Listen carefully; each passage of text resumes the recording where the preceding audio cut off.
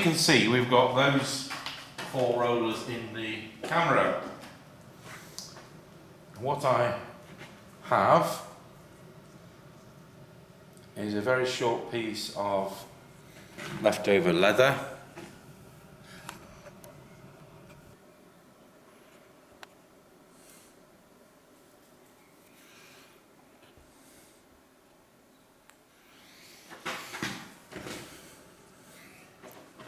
So what we do is just do a whole row of them. So for this demonstration, I'm going to do these 4. So I've got this piece of leather, I've put a point on it at one end, and it's just a matter of threading that into the hole and pulling it through. And then with some sharp side cutters that don't appear to be here,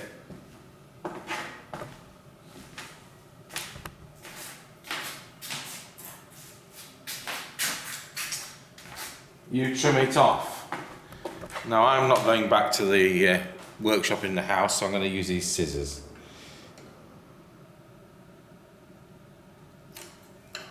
So that's one.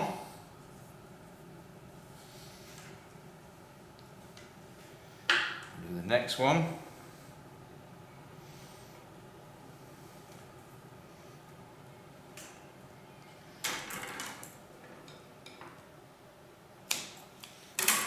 Now the wholesalers have sent me the invoice for all the parts we've ordered, so that tells me they're in the post, and that therefore tells me we may get them tomorrow, and we may be able to finish that soundboard off and put it on that building frame and get some real headway.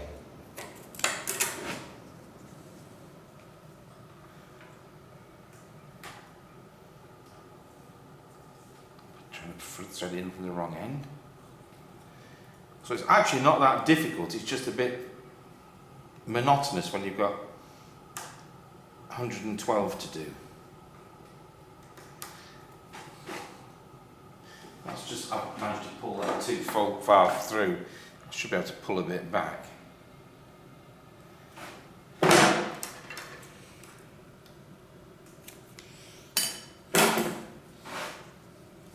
I'll just do a few more until I run out of this piece, and then we'll cut a bit more. I've started with a really small piece of leather which was left over from the bellows gussets.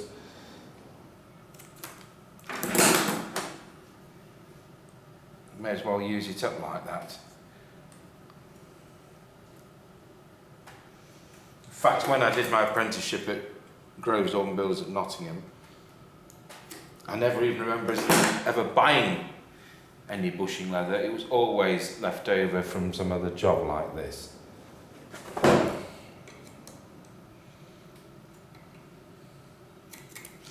Okay, so that's as far as we're going to go with that piece. Now I have some bushing pliers here. So I'll try and show you these. So these are, you'll notice they're wet because they've just come out of the hot water. These are one of those, you get with a Japanese car, try and get it in the viewfinder. It says Nissan on it. So we've got the Datsun pliers, and I've turned these into bushing pliers. We did this in the 90s. So you'll see we've actually drilled, just get in the, a countersink, just get the light right and in the viewfinder right, and a hole through, and on the other side of the jaw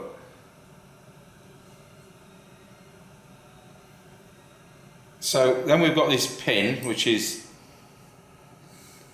14 gauge, which goes in there and is pointed at one end. So it now looks, get that in view, like that. So what happens is I'm going to put a dab of the animal glue on, and then these are applied with hot water, and you'll see what I do next. So I've just got to wait for the glue to warm up a bit, so we'll come back in 10 minutes. Right, never seen on camera before. Let's try doing this. So I've got my glue here. So I'm going to put a dab of this. I need a smaller brush to be honest, but put some on there. 2, 3, 4, 5. We'll do 6. I think I can do 6 quickly enough for it not to go off. So I've got a bowl of near boiling water. So I'm just getting my bushing pliers ready. Background music's playing electronic organ music.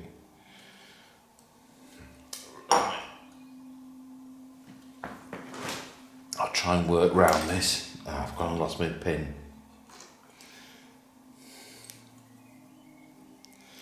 So you can't have this pin captive, otherwise it's not going to work.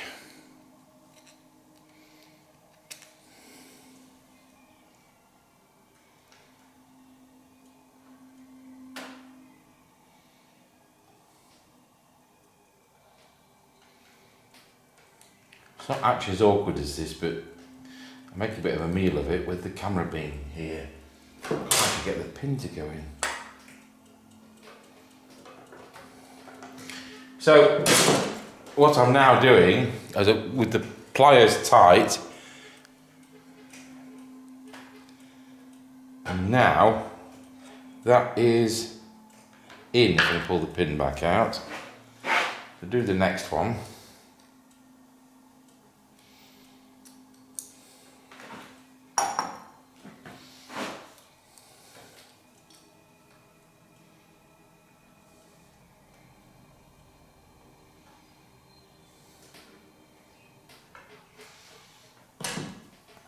This leather's a bit thicker than I was expecting.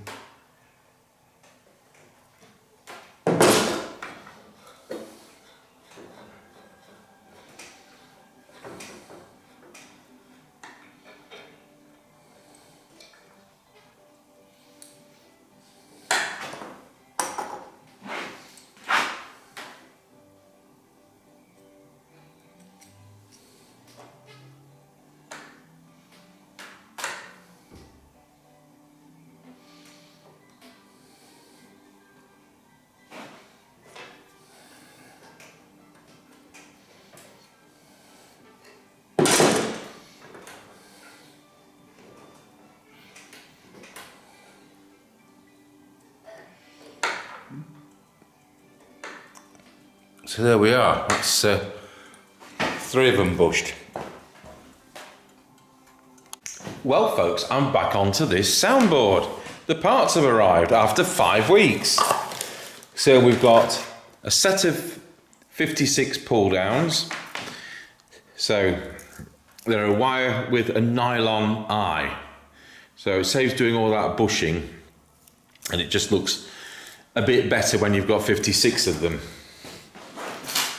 Now I didn't know what spring to order, so I've ordered, we've got a couple of springs if you remember had broken. I've ordered 17 gauge, 18 gauge and 16 gauge. So we'll get the micrometer on those and we'll sort that out. So put those on one side and let's see what we have to do with these, because they all have to be bent and cut. So I'm going to start in the middle because it's going to be easy to demonstrate. So these go through like that, but first of all, was that on camera? No, not at all. We've got aeroplanes overhead, so I've inserted that. Let's insert it in another one. But of course they're too long, aren't they? So let's see what we've got to do inside. I'll wind down the tripod. Right, so if I can do one which is where the camera is. The camera's there, so if I do that one, we want all these to be the same size. So once I've done one, I'll bend a whole pile of them the right length To be honest, I can just pull that through, can't I? This first one. So I want that to be, if I just move the camera up again,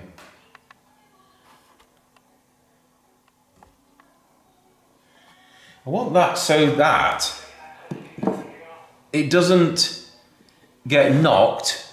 That's what that's guarding against. So I want it to be there, and the inside of it needs to go down through that bushed eye. So it needs to be about that long. Do you like the accuracy? About that long.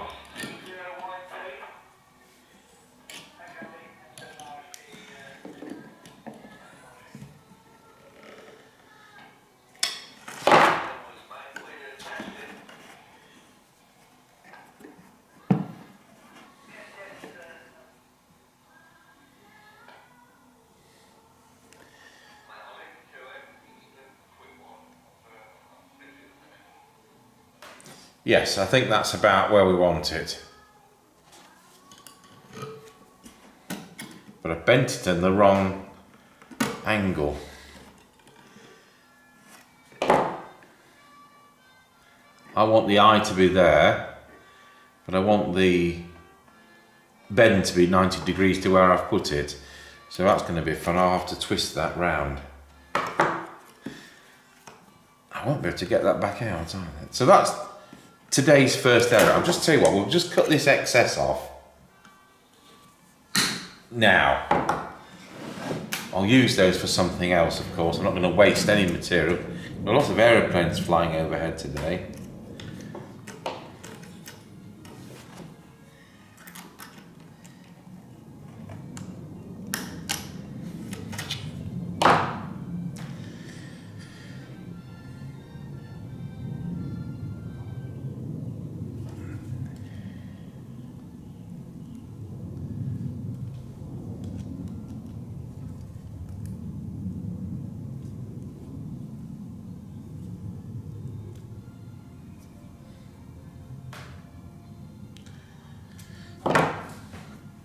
So let's try again.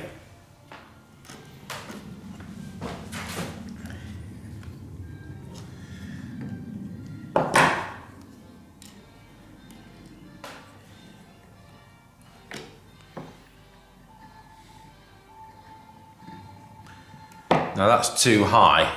So once I've got one right, it'll be quicker than you think to do them all.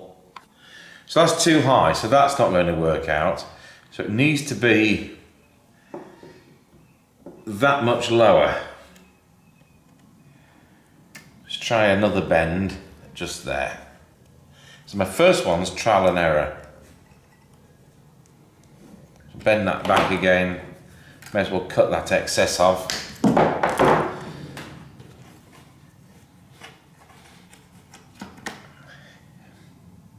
Bent in situ, but I've got a bit of an angle on it, as hopefully you can see. Yeah. So now I'll put the bend in, shall we say, properly.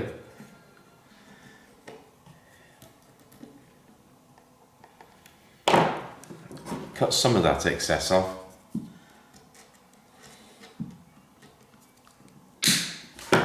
Put that through the eye, and let's hope we're in the right place this time. We are. So I'm holding onto the pallet, and at the same time we need to bend that round the eye, but not so that it's stupidly tight. And there we are, we've got our first one. Let's just widen the shot.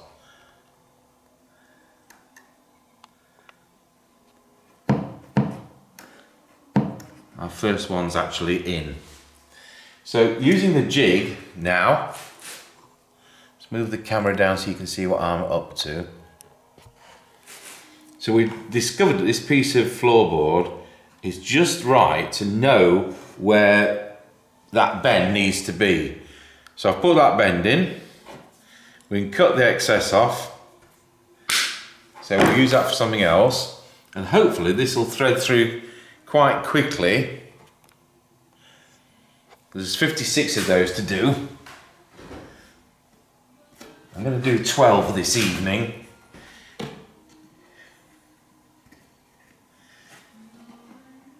No, I didn't get the, I've still done it wrongly. It needs to be right angles.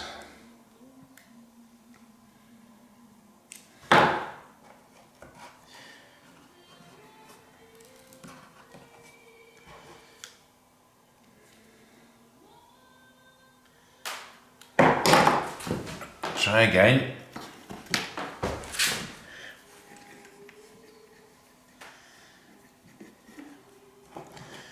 Imagine doing this in situ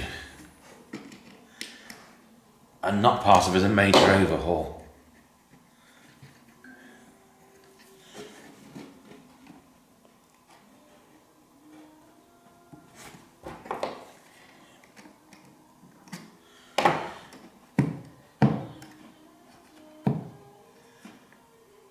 There we go.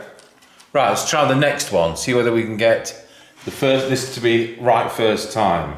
So we know it's there on the piece of wood. So I need to just turn the eye round, put my first bend in there, put a bit more of a bend in, cut the excess off.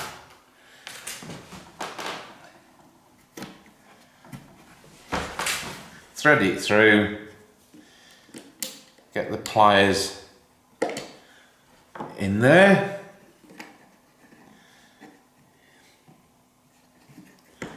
and hopefully get it through the eye, like that.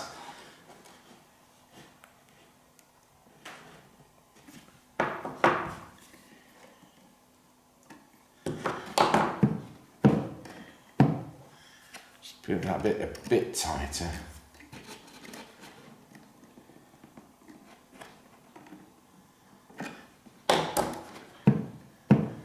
Right, we'll do the next one and then we'll take it off camera. So once again, we'll measure it on the piece of wood. We want it at right angles.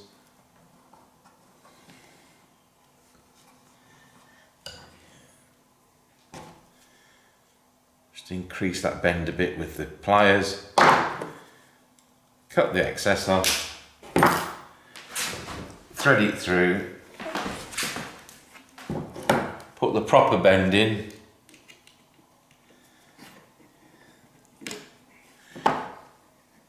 thread it through the eye, bend it upwards. I've got very strong fingers, you'll probably realise. I'll just finish it off with the pliers. Got our next one. So that's what we have for each of those, and then of course they will just pull down, bearing in mind this is upside down. There we have it. So that'll do for now. So the next day I did 33 yesterday and 23 this morning. It's still 8:30. I've been an hour on it. So I've spent a couple of hours in total. Of course the most difficult one was the one I showed you, where you're actually setting up yourself to do them all, and you've got that little bit of trial and error, but once you've done the first one, we set up that piece of timber as a jig, and they're all more or less the same. So hopefully they're all pointing in the same direction. We'll just look at that.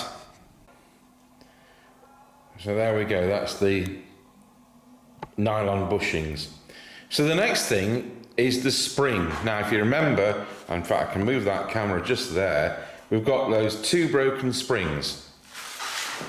So I didn't know whether there was 16, 17 or 18 gauge, so I ordered a couple of each. They're only like 85 pence each, so it wasn't a big deal to not bother coming in here to check. So we'll get the Aldi micrometer and we'll actually measure what they are. So it's 1.7 millimeter, whatever that relates to.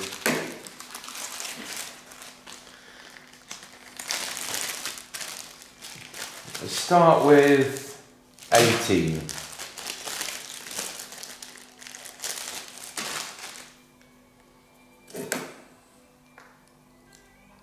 1.2.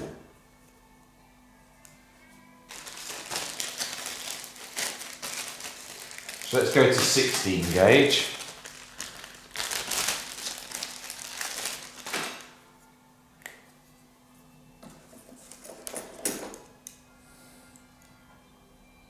.58, so that's going to be the nearest. I just wanted it to fit in the holes and the grooves properly. It's not the strength, because we're going to set that right now. Now, I would think that the brass springs are weaker than these steel ones. And I need my round nose pliers to adjust these. I'll just get them. One of the snags working in here is I've got the organ workshop next door with most of the tools in it. We've then got a lean-to wooden workshop, and that's got some of the tools in it, and then some of them are here. So I'm just going to strengthen that up.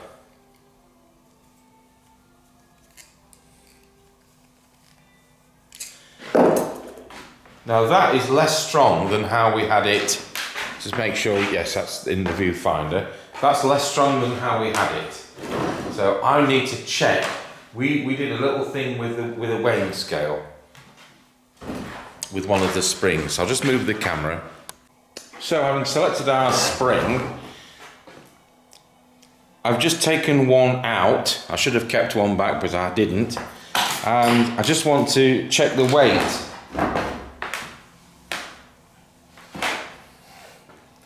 So this is an existing spring.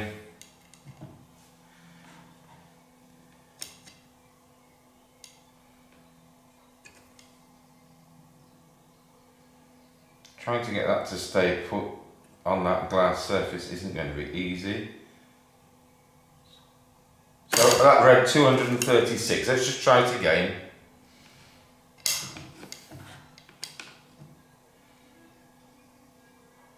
$250. So here's the new spring.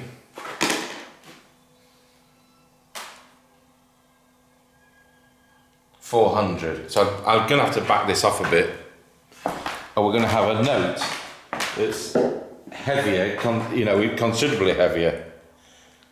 That could catch an organist out. Certainly could catch me out.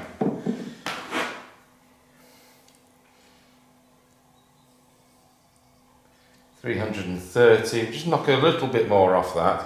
I don't mind it being a little bit stronger.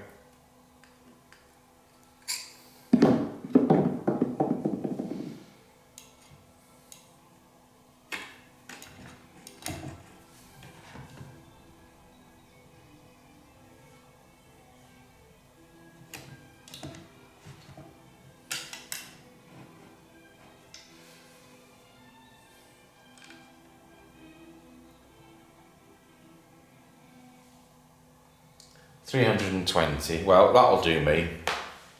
So I'll put that spring in, and we'll do the other 16 gauge one at the same time.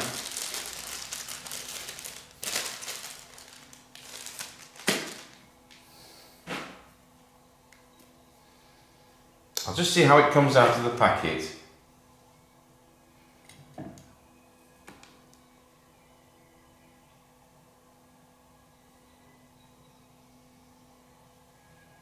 $240. I do want that to be up a fraction. So let's go back to the original one whilst it's all in the same position.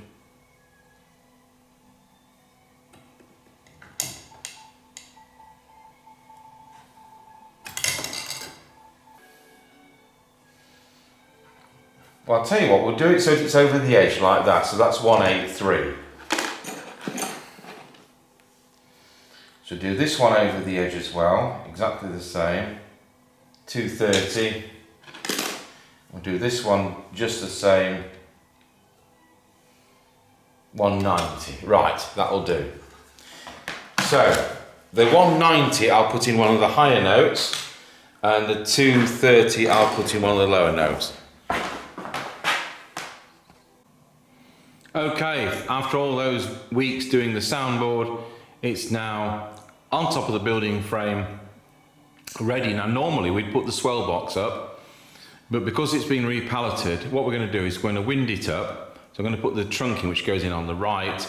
We'll connect the control valve and bellows and all that up, and we will see whether any of those are leaking, because the worst thing, what you don't want to do is put lots of organ together and find out there's a note permanently sounding because there's a problem.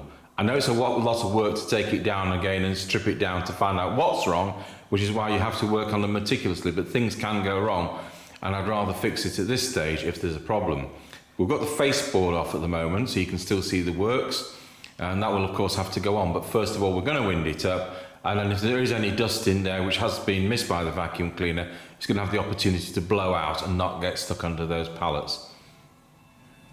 Right, we've now connected the control valve and the inlet from the blower to the bellows. The bellows has been screwed down, and I had to take the weights off because I had to manipulate the bellows backwards and forwards, and the frame was very slightly out of square as well. We discovered that when we tried to put the soundboard on, because it goes into the dowling pegs. So if we look at the other end, I've just taken the plate off the bellows. That's the trunk which I've eventually found. And I've taken the plate off the bellows there. So what we're going to do is we're going to wind it up for the first time, and despite me having vacuumed inside of that bellows, I bet a pile of stuff flies out. And of course, I want it to fly out into the room rather than fly out into that soundboard that I've just rebuilt.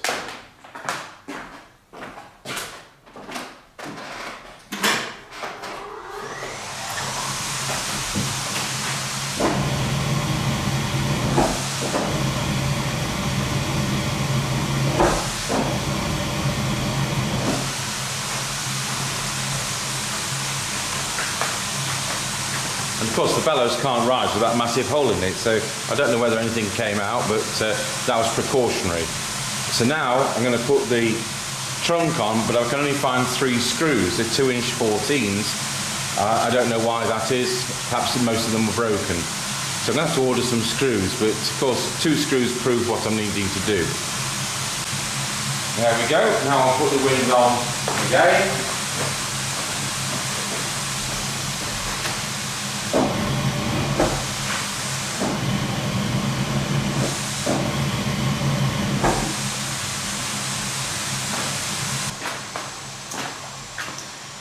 Now the screws for the faceboard, which I could put on, but I don't want to be walking on that bellows. I am too heavy at 18.5 stone.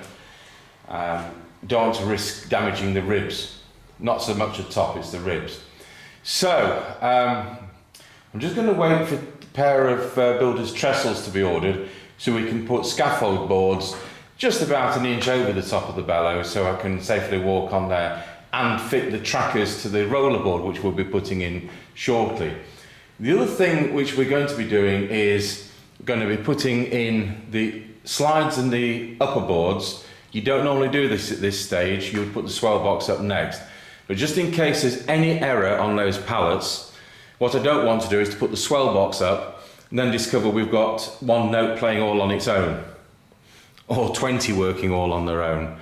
So the idea is to put the faceboards on, put the slides on, put the upper boards on, and I'm going to get out the 4-foot, is it Gemshorn on this, something like that, and actually put the rack boards in and fit the pipes, and then put them away again. But they will have been cleaned and it will be a step forward, and then we'll put the swell box up, because if that's got to come down, I want to do it now and not when the organ's been put together a lot more. So that's where we are at the moment. And let's see how much more I can get on with. So when I look at the faceboard screws, they're a bit of a hodgepodge of different sizes, and this of course can happen over such a period of time and when the organ's been moved a number of times. So I would think we started off with the shorter ones, and as they've stripped, they've ended up with the longer ones. What I don't want to do is to have different sizes in a faceboard. That's poor. It's a real poor show. But we've got 2 sizes. I mean, if it was like they were, all the tops were one size and all the bottoms were another, but it won't be like that. Okay, so we're outside on one of the outside benches, and this is a sandwich of upper boards and slides. It's correct practice when you transport slides to sandwich them between upper boards so they don't get broken. So I think that these could be for the swell, but I've 4 sandwiches like that, and it could be either. So we'll cut the string, and we're going to get some hot water on these in a rag. I've still got some flash. I haven't made this for ages, and it with it being a powder, it just seems to work better for me on this application with 2 half boxes like that.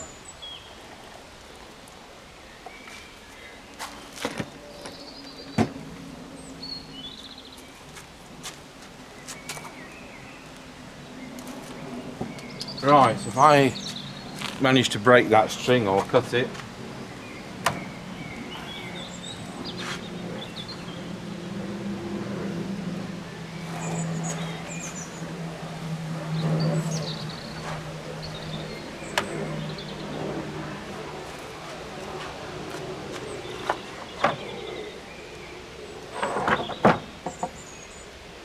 extract the slides. Now that's clearly going to be one of the swell ones. I'm absolutely sure, because your base notes, there aren't any. Base notes are in the middle, so that's going to be one of the 2 stops in the swell that ends at Tennessee. It's probably even the 16 foot. So we'll be dusting that off with a duster, and then we'll be touching up the black lead, which I'll also talk to you about. I think we've done black lead before. Just get these out of the way. So they're lubricated with the black lead, which is a graphite suspended in methylated spirit, because they're sliding between wooden surfaces.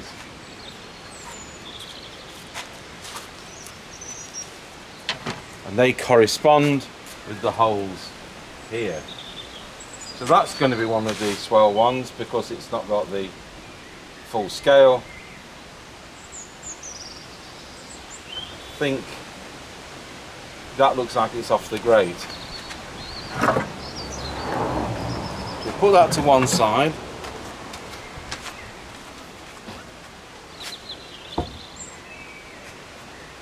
Because the grate doesn't start off with the base in the middle, and the swell does, so I can tell. So we'll see whether this water's far too hot to handle.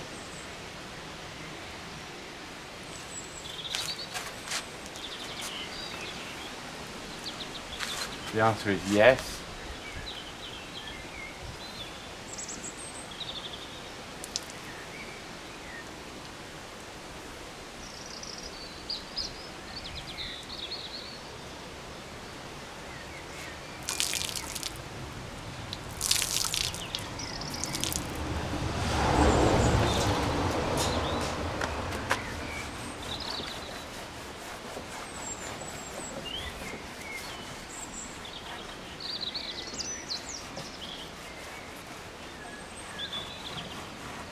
Now these were dusted off in the church. Try not to bring, well, they'll be dusted off outside the church. We don't dust them. So we do go in there with the vacuum cleaner. There is some writing on the end. So you'll get the gist. Stop the camera, some candle fat there from the days when people tuned it by candlelight. Right, I've dug that's been cleaned, as you can tell. So now we'll just turn it over the other way. And some grease there.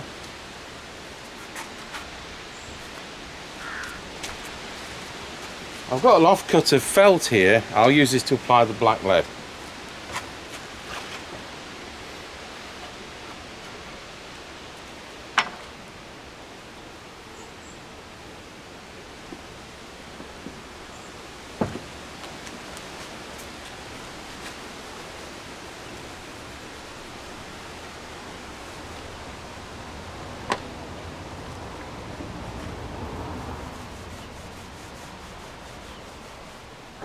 although there aren't any bits missing, when doing such a big overhaul, it's obvious that you do things like this at the same time.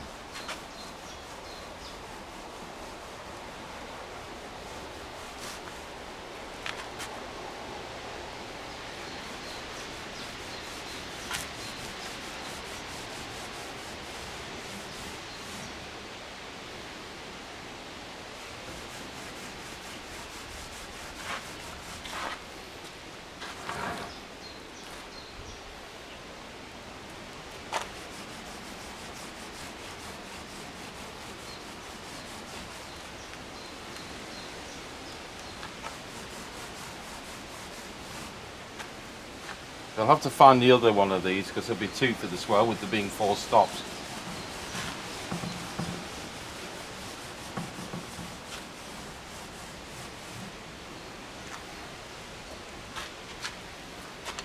We do the same with the slides.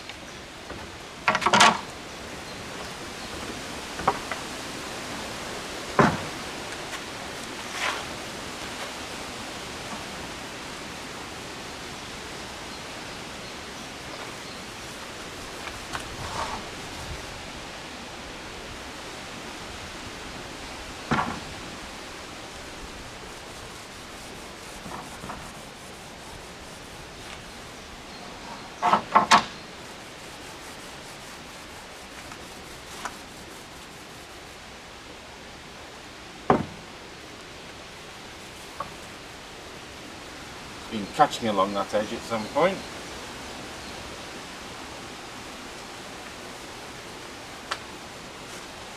So when you tighten the upper boards down and make this sandwich, it's a compromise really, because you don't want it so tight that the slides stick, and you don't want it so slack that the air is escaping.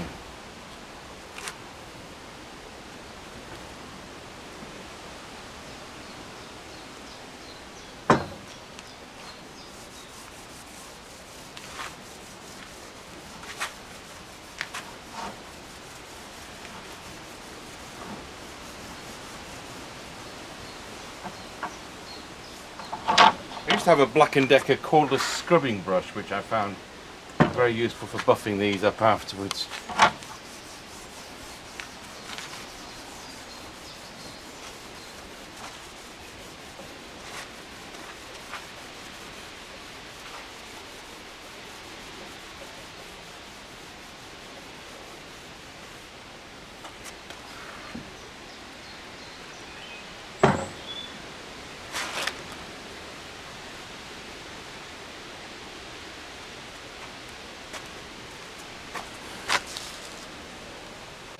Right, we'll just buff them up with this brush.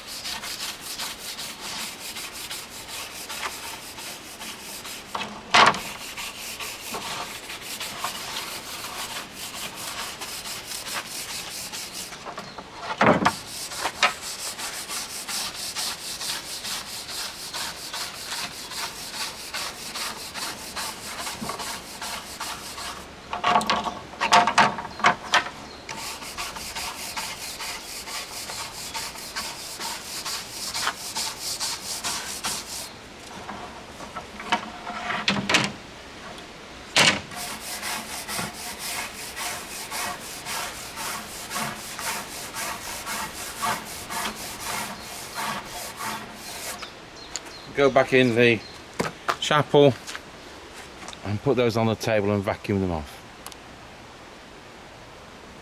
Right, we're vacuuming the holes out just in case.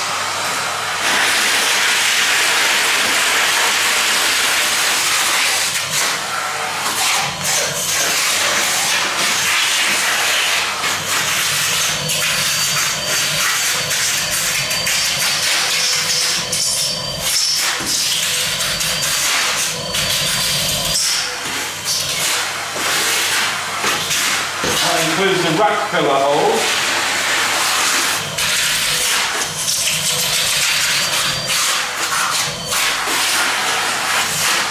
Check these underneath.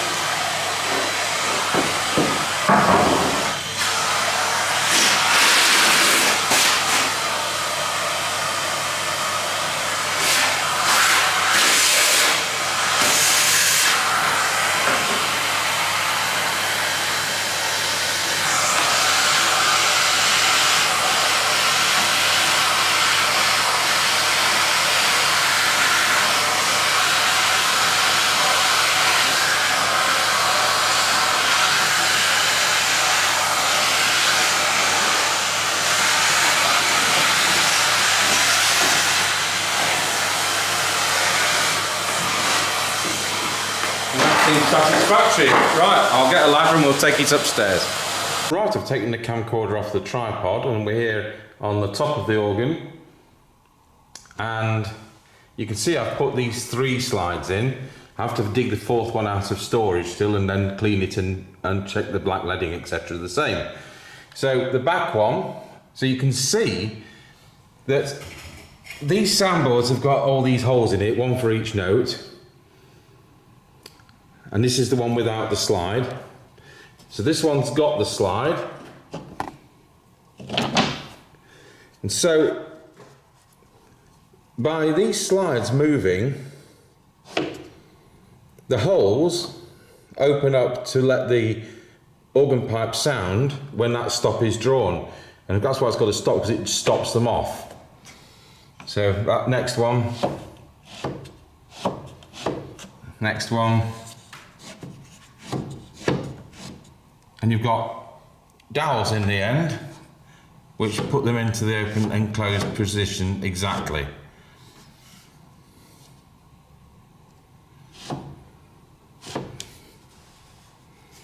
And so we've still got that one to do. So when we put the upper board on top of that, you'll see that when the slide is drawn, the holes will correspond, and those holes in the bottom will correspond with the holes in the top. So as I'm preparing the upper boards, I think this is the second one from the back.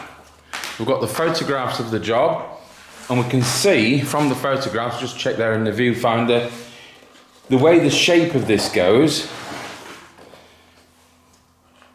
So we've got a rack pillar hole, and it bulges out in that direction, and conversely the other side,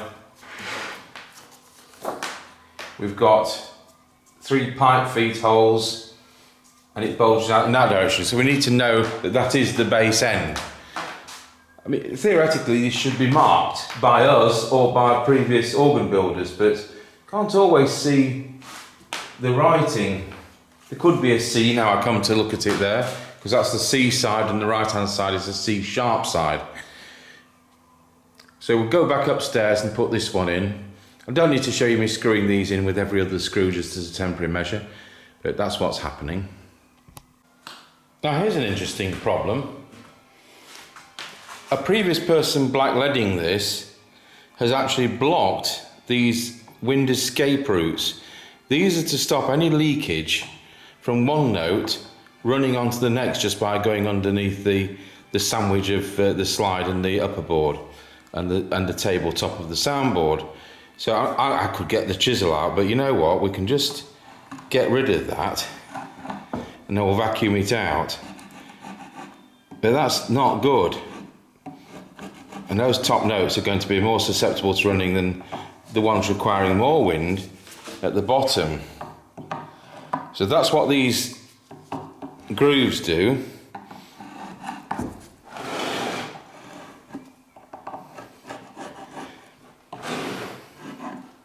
I've just got to check all these kind of things. We don't want to play one note and get another one, do we?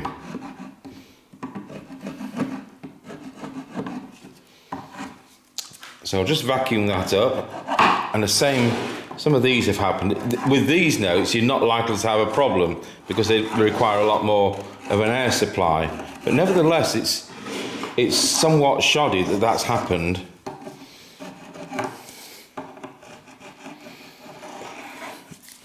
And it still has to be chiseled a particular way so it doesn't have runnings on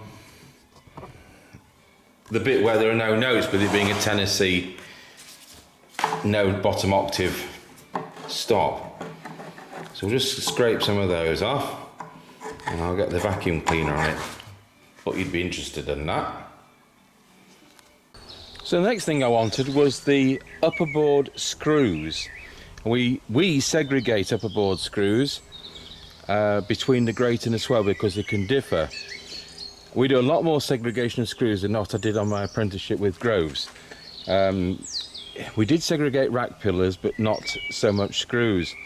So this box, now these are supposed to be meticulously labelled, but things can happen, can't they? So it says the organ number, which is DO4022, Louth Eastgate Union, July 2010, bar-coded, great upper board screws. Then we get the next bin, which says nothing, but has similar screws. They're the great upper board screws. They are presumably the swell upper board screws. There's a hole in the bottom of that box, it's got damaged, so be careful with that. Then we've got swell rack pillars. We're going to want those. And they support between the upper boards and the rack boards. And the rack boards are leaning up against my workshop door, which I'll show you in a moment. And we've got three, if I can get the camera around. We've got three fast food tubs. That says shutters, as in swell shutters. That says nothing. And that says swell box. So when we come to put the swell box together, we know they're the screws.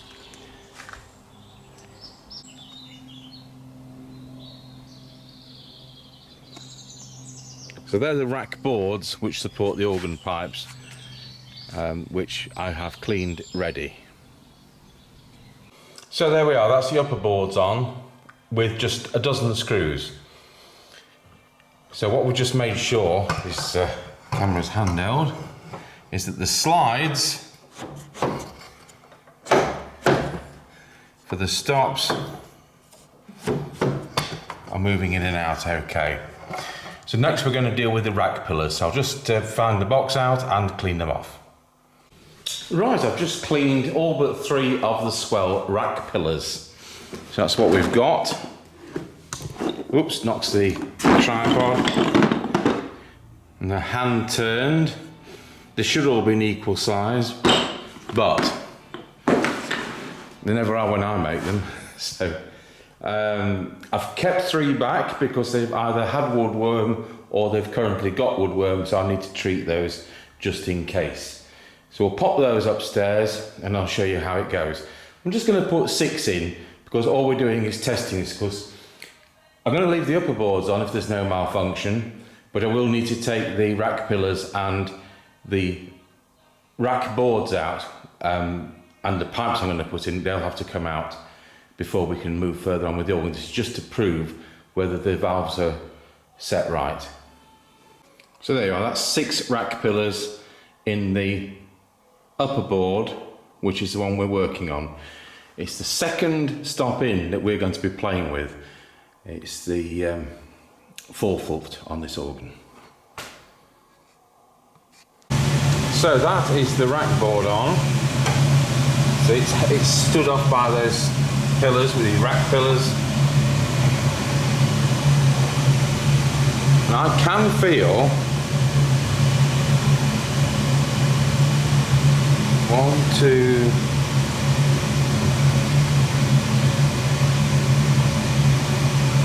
I can feel at least the 7th note with air coming out of it, which is bad news.